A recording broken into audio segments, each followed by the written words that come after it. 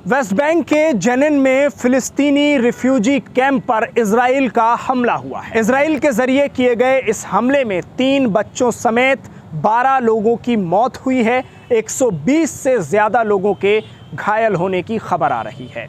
जिन लोगों की मौत हुई है उनमें बुजुर्ग भी हैं, महिलाएं भी हैं और 3 बच्चे भी शामिल हैं जो इजराइल के ज़रिए किए गए इस हमले में मारे गए हैं और 120 लोग वो हैं जो इस हमले में घायल हुए हैं। फ़िलिस्तीन पर इजराइल का ये हमला, आप जानते हैं कि फ़िलिस्तीन पर इजराइल का हमला कोई नई बात नहीं है, लेकिन इस हमले में और बाकी हमलों में क्या अलग है आज आपको डिटेल से बताएंगे और पूरी खबर में हमारे साथ आखिर तक बने रहिएगा। अगर चैनल पर आप नए हैं तो चैनल सब्सक्राइब ज़रूर करें, बेल आइकन ज़रूर दबाएं हमारी हर खबर की पहली नोटिफिकेशन के लिए।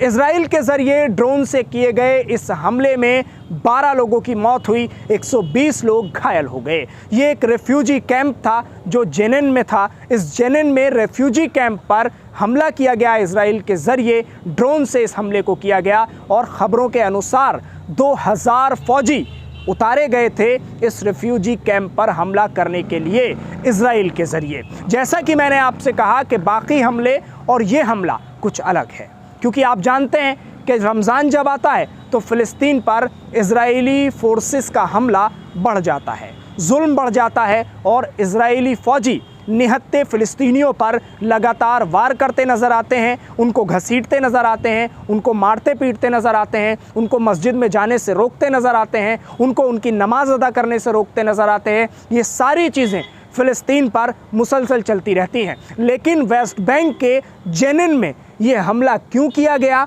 आप ज़रा इसको समझिए। इसमें कुछ अलग बात है, क्योंकि इजराइल चाहता है वेस्ट बैंक से इन रिफ्यूजीज़ को हटाया जाए, वहाँ से इनसे जगह खाली कराई जाए और जेनिन में यहूदियों को लाकर बसा दिया जाए। वेस्ट बैंक में उनका कब्ज़ा हो, उनकी आबादी बसाई जाए, ये रिफ्यूजी वहाँ से चले जाएं और उसी को लेकर ये बड़ा हमला फ़िलिस्तीनी रिफ्यूजीज़ पर जेनिन में इजराइल के ज़रिए किया गया है। ये बिल्कुल वो बात आपको बता रहा हूँ जो एक ऐसी बात है इस खबर की जिसमें सारी सच्चाई छुपी हुई है। हालांकि जब इस खबर को और लोग दिखा रहे हैं तो इस खबर में इस चीज़ का जिक्र नहीं हो रहा है कि आखिर मकसद क्या था फ़िलिस्तीनी रिफ्यूजीज़ पर हमला करने का।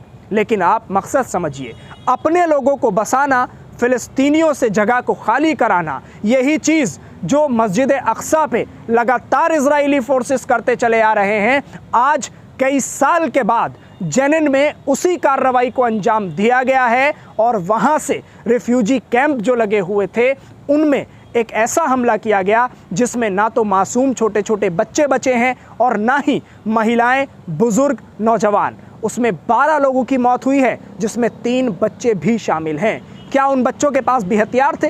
वो भी फ़िलिस्तीनी बच्चे इजराइल पर हमला करने के लिए तैयार थे। ये सारी बातें आपको ज़रा सोचनी चाहिए। तो जब ये हमला हुआ, उस हमले के फ़ौरन बाद मुस्लिम देशों ने कड़ा रुख इख्तियार किया। मुस्लिम देशों के ज़रिए इजराइल के ख़िलाफ़ बड़े बयान आने लगे। OIC की बात अगर आप करें तो OIC ने भी सख्त एक्शन लिया, इजराइल के ख़िलाफ़ कड़ी प्रतिक्रिया दी। उसके अलावा तुर्की, ईरान या और देशों की आप अगर बात करें तो सभी देशों ने लगातार प्रतिक्रियाएं दी हैं और इजराइल के इस हमले को एक जालिमाना हमला बताया है और मजलूमों पर जुल्म बताया गया है, फ़िलिस्तीनियों पर जो जुल्म किया गया। ज़रा आप ये समझने की कोशिश कीजिए कि जिनको शरणार्थी कहा जा रहा है और जिनको रिफ्यूजीज़ कहा जा रहा है, ये लोग हैं कौन, कहाँ से आए हैं और कहाँ से आकर ये जेनिन में बस गए। ये वहाँ से आए जहाँ पहले इजराइल के ज़रिए हमले किए गए और वहाँ से ये लोग निकले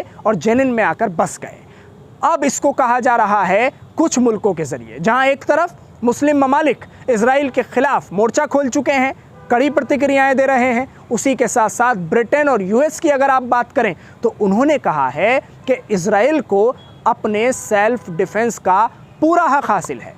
यानी इजराइल अपने सेल्फ डिफेंस में कर रहा है ये जो कुछ भी कर रहा है, और वहाँ जो लोग मौजूद हैं वो क्या कर रहे हैं, इजराइल का सेल्फ डिफेंस बताया जा रहा है, जुल्म नहीं बताया जा रहा है, हमला नहीं, सेल्फ डिफेंस। लेकिन क्या सेल्फ डिफेंस में कहीं किसी शरणार्थी कैंप पर 2000 लोगों को उतारा जाता है? 2000 बख्तरबंद फौजियों को टैंक के साथ, ड्रोन के साथ हमले किए जाते हैं, ये शरणार्थियों पर किया जा रहा है और 2000 फौजी उतारकर इजराइल ने इस कार्रवाई को अंजाम दिया। मैं इजराइल के बारे में बहुत ज़्यादा आपको नहीं बताना चाहता क्योंकि आप अमेरिका और इजराइल दोनों के बारे में अच्छे से जानते हैं, दोनों की पॉलिसीज़ क्या हैं, दोनों किस पॉलिसी पर काम करते हैं, इनके ज़रिए फ़िलिस्तीन में क्या हो रहा है, वो आप पूरा मीडिया उठाकर देख लीजिए, सब कुछ भरा हुआ है, आपको मिल जाएगा। ऐसे में आप क्या सोचते हैं इस खबर पर? हमें अपनी राय ज़रूर दें, कमेंट के ज़रिए हमें ज़रूर बताएं खबर आपको कैसी लगी और इस खबर पर आपकी क्या राय है वो ज़रूर बताइए। शुक्रिया हमारे साथ इस खबर पर जुड़ने के लिए।